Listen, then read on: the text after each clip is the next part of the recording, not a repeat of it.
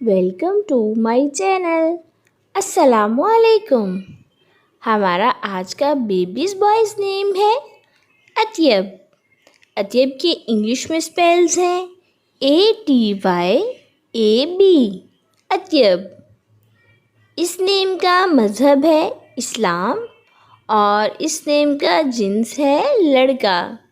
एक Islamic name है और लड़कों के लिए रखा जाता है ये नाम। इस नेम के मायने हैं बहुत अच्छा, बहुत खुशगवार। इस नेम के हरूफ की बात करें तो उर्दू में 4 हरूफ के साथ एक लफ्ज़ बनता है और इंग्लिश में इसके 5 लेटर्स 1 वर्ड। अतयब। इस नेम की तफसील है अतयबुर रहमान मोहम्मद अतयब।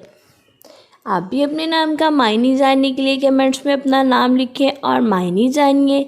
एंड अपने नाम की स्पेशल वीडियो बनवाने के लिए भी आप मेरे कमेंट बॉक्स में अपना नाम कमेंट कर सकते हैं। Please subscribe my channel, like the video and share with friends.